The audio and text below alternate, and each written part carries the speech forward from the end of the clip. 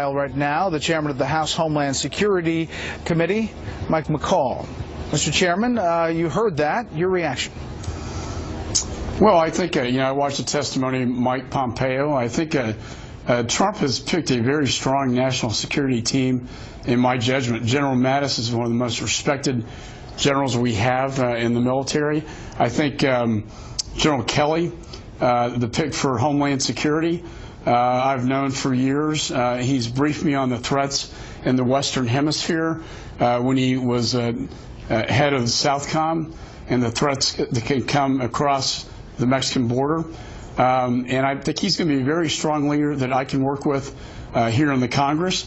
And again, Mike Pompeo and I have traveled overseas to the Middle East and Northern Africa, and I can't think of a better qualified guy in the intelligence community that can serve in the CIA to take the politics out of that agency and restore confidence so that the president, the new president, President Trump, has confidence in the CIA. Mr. Chairman, take a listen to Senator McCain questioning Congressman Pompeo today. There's a long list of offenses in cyber that Vladimir Putin and the Russians have basically compromised our national security. What do you think it takes to deter him? I can tell you it is going to require an incredibly robust American response, a response that is a security-related response, that is we have to get better at defending against these. So is there distance between what some of these nominees are saying in testimony and what the president-elect has been saying? Well, I had the opportunity to debate President Trump. We talked about the threat from Russia. I think he understands that. He understands that Mr. Putin is not our friend. I agree with Mike Pompeo that we need to have a consequence to these actions. I got briefed on this a cyber threat from Russia months ago in a classified setting and then later in non-classified. And I warned the administration that they should call Russia out for what they were doing and that there need to be consequences to their bad behavior.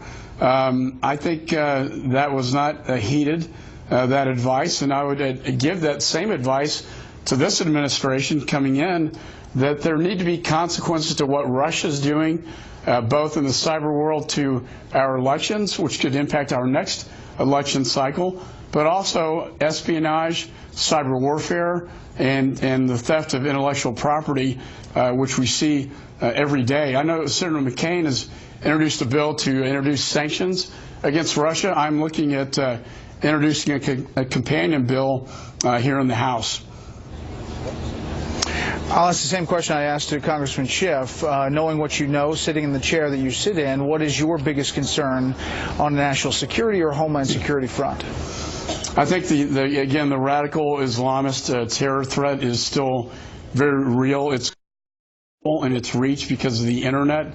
The ability of them to get into the homeland still remains a big concern of mine. Securing the border to keep them out of the United States, but a weapon of mass destruction coming into the United States would be of tremendous concern. But also, Brett, I think the cyber is a big concern because of the things you can do with it as a weapon. In the cyber world, offensively, things can be shut down like power grids, like oil and gas systems, energy, water. Has that happened? And our elections, obviously, were impacted as well. That can happen. Has that happened? It has. Well, Russia basically shut down Estonia. They have the capability to do this. They haven't done it. I mean, in the U.S. I believe that they have the capability to do it. And the question is, how good are our defenses? I had a very good discussion with General Kelly about this very issue as to how can we best defend the United States from a cyber attack from Russia, China, and espionage, or Iran in a very destructive denial of service cyber warfare attack. And it is a very real threat that can happen, and we need to be better prepared. Chairman Mike McCaul in Washington. Mr. Chairman, thank you. Thank you, Brett.